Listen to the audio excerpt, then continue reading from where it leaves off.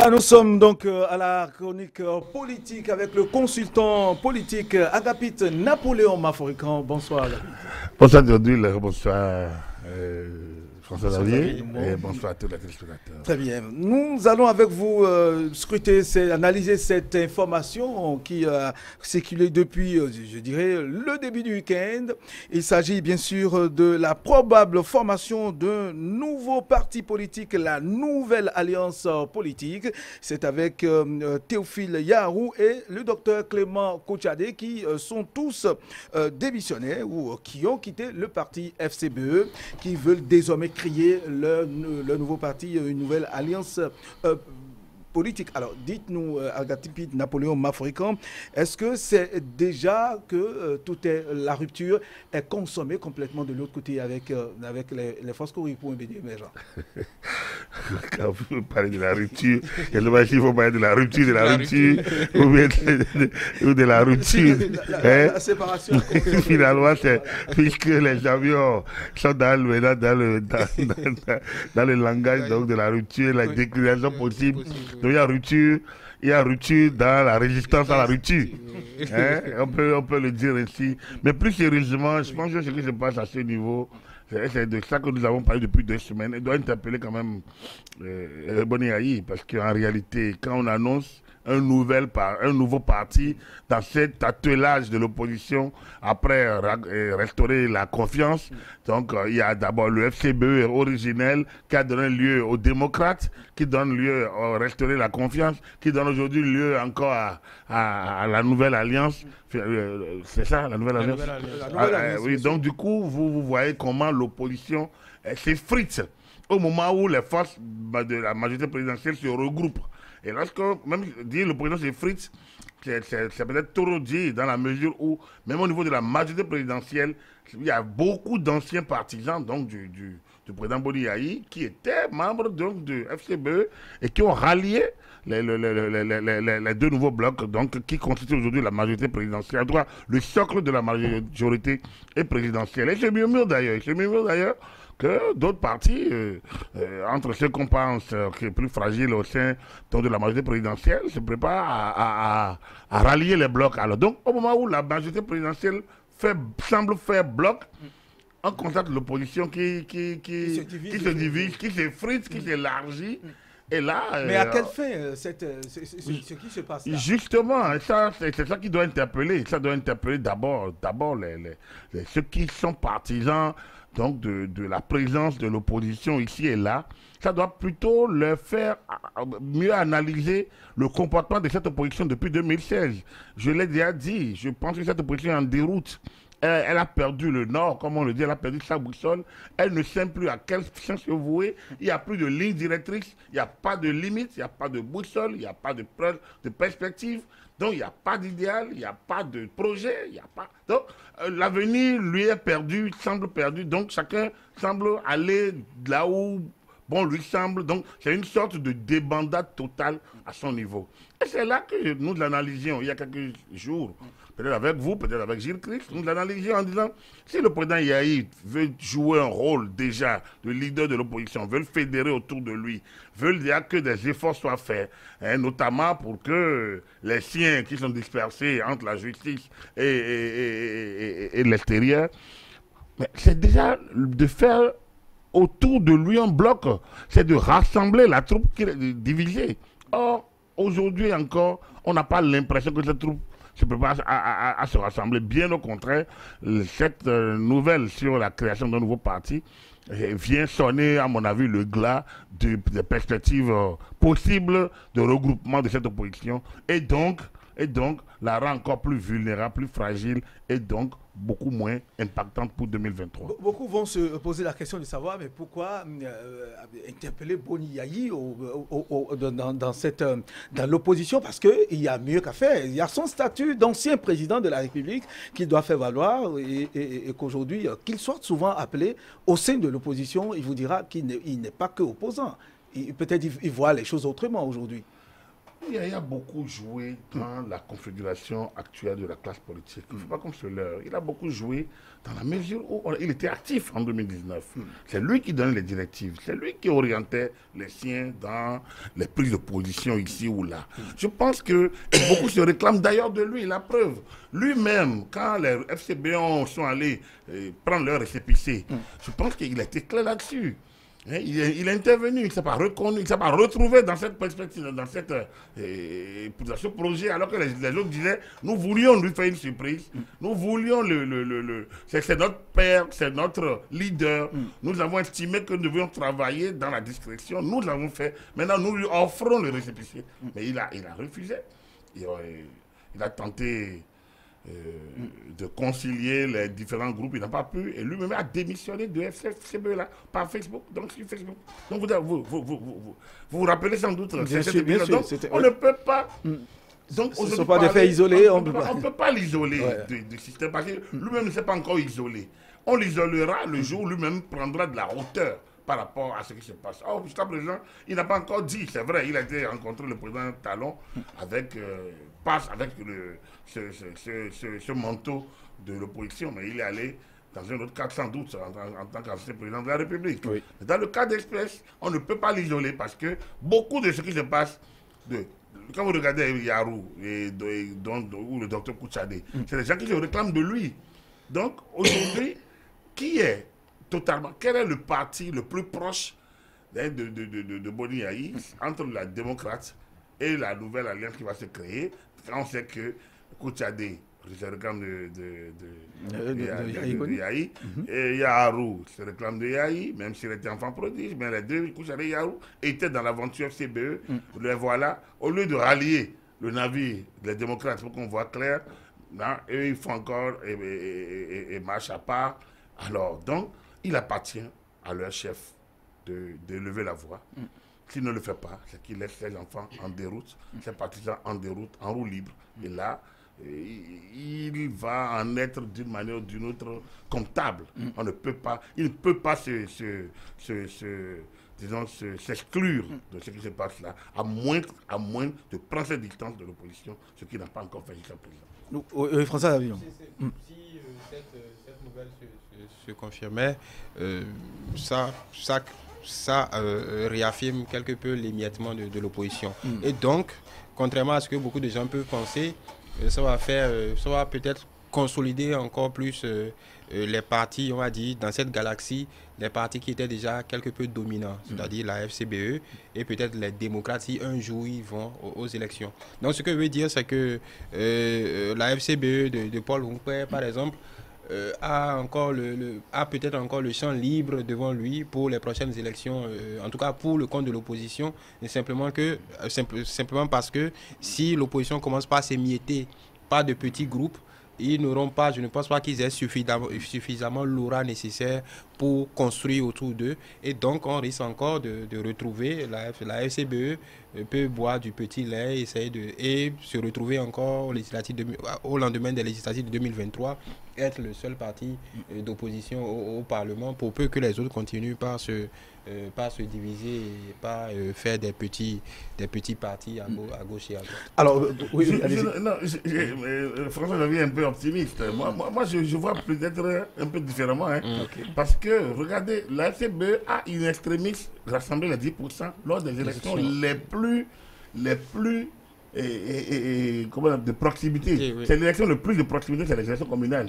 Or, dans le cas d'espèce, c'est qu'on va en 2023 aux élections législatives, où donc il y aura moins de proximité. Il y a déjà moins de proximité que les élections communales. Alors, les FCBE qui ont eu à peine 10%, enfin, un peu plus de 10%, bien sûr. Alors, la nouvelle tendance, c'est que n'oubliez pas que Kouchadé et Yarou quittent le navire FCBE. C'est des gens perdus. Et donc, il n'y avait pas encore les démocrates. Lorsque vous allez à une élection où vous avez les démocrates, FCBE et d'autres aussi, c'est l'effritement. Et il faut les 10% au niveau national pour avoir accès à la répartition du siège. C'est l'impression que si l'opposition ne sait pas faire, elle risque de même pas se retrouver au Parlement. Et là, ça c'est important. qu'il faut qu'elle ratisse d'une manière ou d'une autre. Et c'est là que je disais que Bioni Yahi doit clarifier sa position. Soit il se démarque de ce qui se passe, soit il regroupe. Autrement, il sera comptable de ce qui va se passer.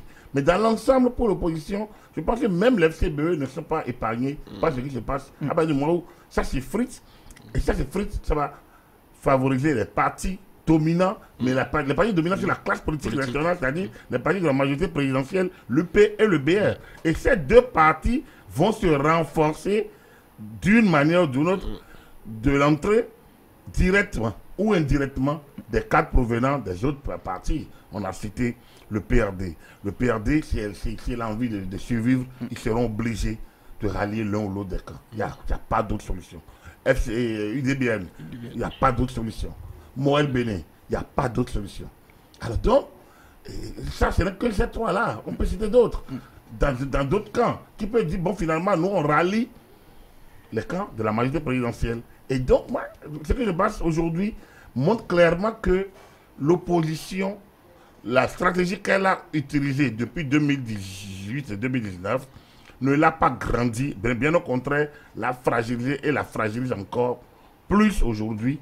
Et donc, il y a une réflexion à mener si elle a envie d'être au Parlement en 2023.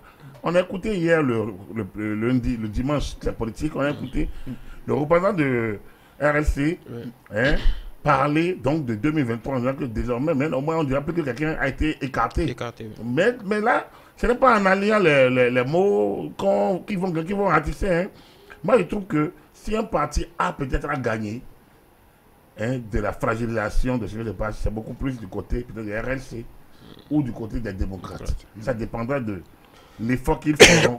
Mais là encore, il va falloir un travail vraiment de regroupement et donc de rassemblement à faire.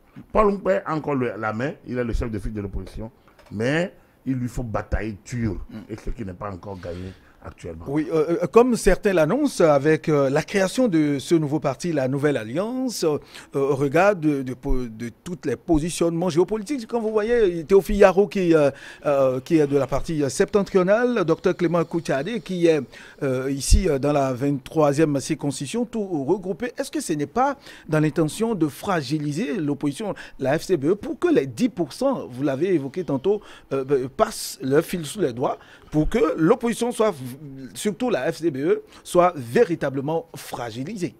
D'abord, Koutiadé doit de plateau. Du plateau, oui. Donc, du coup, ça fait la 23e, 22e circonscription. 22e circonscription. Oui. Alors, quand vous regardez la géopolitique nationale, déjà à ces niveaux-là, ces terrains-là ne sont pas vierges. Pas du tout. Donc, du coup, je ne sais pas s'ils ne viennent pas trop tard dans le monde, trop vieux. FCBE, les démocrates, c'est déjà là. UPBR, c'est déjà là. C'est déjà là. Donc, moi, je ne vends pas cher leur peau. Faut pas je ne veux pas tourner autour de, je sais pas, de 20, c'est pas moi qui vote. Donc, je peux me permettre de le dire. Donc, je ne vote pas. Je ne suis pas organisateur des élections. Donc, je peux me permettre de dire, je ne les vois pas. Ça, je le dis à mon nom, mais on peut le répéter et on verra bien sur le terrain. Par quelle alchimie vous voulez qu'ils ratissent aujourd'hui, s'ils n'ont pas été en mesure de ratisser quand ils étaient au FCBE? Yarou y était lorsque les FCBE sont allés aux élections communales. Koutiadé y était quand ils sont allés aux élections communales. Quel a été leur réel apport? Ils ont, à mon avis, ils ont beaucoup profité de l'abstention, de l'abstention de l'époque. Maintenant, ils peuvent nous démontrer peut-être que l'abstention leur nuit. On va voir clairement. Mais quand vous regardez la 8e circonscription électorale, et dont le docteur Yarou peut bien, monsieur Yarou peut bien profiter. Oui. Et vous regardez la 22e circonscription électorale de docteur Koutiadé, vous la regardez, ce n'est pas des circonscriptions qui sont libres. Qui sont libres. Donc, il y a assez de monde là. Et pour moi, j'estime que il ne appartient même pas d'avoir une des circonscriptions électorales pour avoir le vent en poupe. Il faut avoir 10% des suffrages exprimés au niveau national. Et ça ne se dit pas, ça ne se ratisse pas par colère. On ne sait pas sur un coup de colère ou un coup de poker ou de dé que vous allez ratisser 10% d'électorat. Il faut un travail de fourmi. Et vous demandez à l'UDBN aujourd'hui si c'est facile d'avoir 10%. En tout cas, la présidente dit, nous, on a travaillé beaucoup. Elle sera surpris qu'il n'ait pas eu 10%. C'est pas facile, justement. C'est ça. Demandez à d'autres partis si c'est facile d'avoir 10%, ils vous le diront. Même le PRD l'a appris à ses dépens. Le parti trentenaire, dont personne ne voulait se départir, s'est rendu compte que 10% aux élections communales, il n'a pas été en mesure de le rassembler. Donc, c'est vous dire qu'on a mis la barre haute. Et ceux qui parlent de la réforme du système partisan en termes de démission ou de création anarchique de parti, Justement. Ils se trompent parce que c'est un nouveau parti, la nouvelle alliance qui vient s'ajouter à cette quinzaine qui existe déjà. Le socle de cette réforme, c'est justement ces 10%. Ils ont beau sauter, il peut y avoir 1000 partis, ils ne seront pas nombreux, ils ne dépasseront pas 5 au Parlement. Ça, c'est maxi. C'est le piège. C'est ça là. Donc, ils vont tourner, il y en aura qui disparaîtront. Il y aura beaucoup d'années de groupes politiques qui vont animer la scène. Mais après, pour aller aux élections, ils ne seront pas nombreux. Et donc, le rassemblement est nécessaire. C'est ça la réussite, c'est ça le succès, et c'est ça les acquis de la réforme du système partisan. Et à terme, vous allez voir, quand tout cela se serait tassé dans 5, 10, 15 ans, vous verrez bien que les logiques de regroupement vont devenir naturelles et les velléités de démission systématique ou de création désordonnée anarchique des partis ou de courants politiques vont finir par s'étioler progressivement. Voilà, c'est un acquis, c'est un processus qui, à mon avis, est enclenché et qui sans répit et qui n'aura plus donc de... je pense que ça, c'est acté que désormais, on s'en va faire une certaine discipline de la classe politique. Discipline, comment on a dit, discipline consentie, soit même auto-consentie, ou alors discipline imposée par le terrain. Merci, Agapit Napoléon Mafoika. Et nous allons aborder l'autre sujet, cette rumeur qui circule depuis quelques heures. Il y a le ministre d'État Pascal Irené Koupaki qui est annoncé au poste de haut-commissaire pour la prévention de la corruption au Bénin. C'est une rumeur qui circule depuis quelques heures et qui l'obligerait à quitter le gouvernement, et donc il y aura un problème remaniement technique dans les jours à venir, Agapit Napoléon Mafoiga. Non, déjà, comprenons deux choses rapidement. Parce que Irené Koupaki n'est pas membre du gouvernement. Ce débat a eu lieu plusieurs fois. Il a rang ministre d'État. Il est secrétaire général de la présidence de la République. C'est sa fonction, secrétaire général de la présidence de la République, avec rang de ministre d'État. Mais il ne siège pas au gouvernement, il n'est pas membre du gouvernement. Donc, si il arrivait à être nommé, si cette rumeur se confirmait, ça ne devrait pas induire un remaniement technique, un remaniement ministériel.